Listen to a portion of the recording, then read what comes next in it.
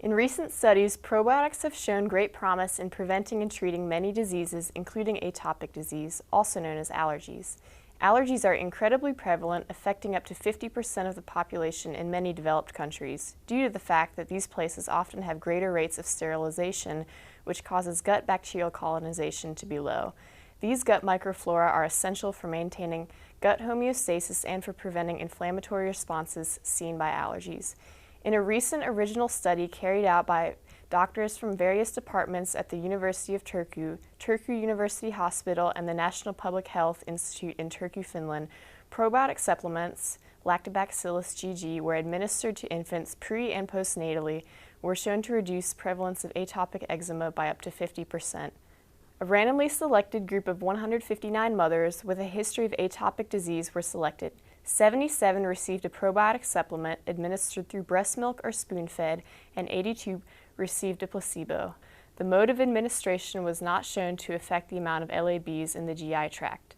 Both groups, breast milk and spoon-fed, yielded similar amounts. The study was conducted in a double-blind manner, as neither the doctors examining the children nor the parents knew the contents of the capsules until after the study. Children were examined every few months up to 2 years, the outcome measure being whether or not the child had atopic eczema. Examinations included inspection of eyes, ears, nose, skin, heart, lungs, and assessment of neurological development. Skin prick tests at 6, 12, and 24 months, and total and IgE assays in umbilical cord blood at 3, 12, and 24 months. Parents were also asked about possible atopic symptoms. The child had to have atopic eczema for 1 month or longer. Of the 132 mothers that completed the study, 46 were shown to have eczema by age 2, but when broken down into the experimental versus control group, the frequency of atopic eczema was reduced by half in probiotic infants, 15 of 64 and 31 of 68. Serum IgE concentrations were greater in children with atopic eczema, whereas antigen-specific IgE concentrations were much the same. Serum IgE is a specific antibody that plays a role in type 1 hypersensitivity and is thought to be much greater in individuals with allergies. One of the mechanisms of actions behind how probiotics work to prevent atopy lies in their ability to reverse intestinal permeability by providing a barrier function against pathogen colonization, help with nutrient digestion, assimilation of immunological surveillance signals, and the gut mucosal lumen interface.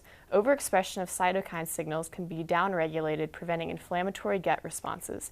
LABs, like the ones mentioned in the study above, have also shown to increase interferon production, specifically the interferon synthetase.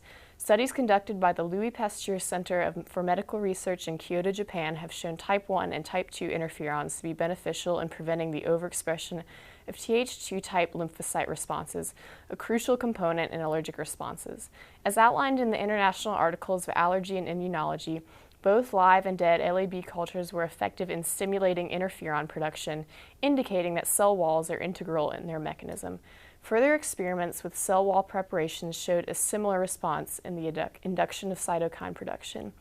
There is still the need for well-designed and appropriately controlled intervention trials to identify remedial action of LAB against a number of atopic conditions, and moreover to correlate potential improvements with systematic indices of immune deviation.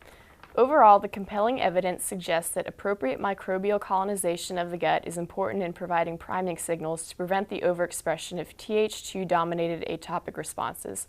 Concerning atopy, probiotics are right for the task because their ability to reduce dietary antigen load by degradation and modification of macromolecules, which is a necessary process in the development of non-responsiveness to dietary antigens.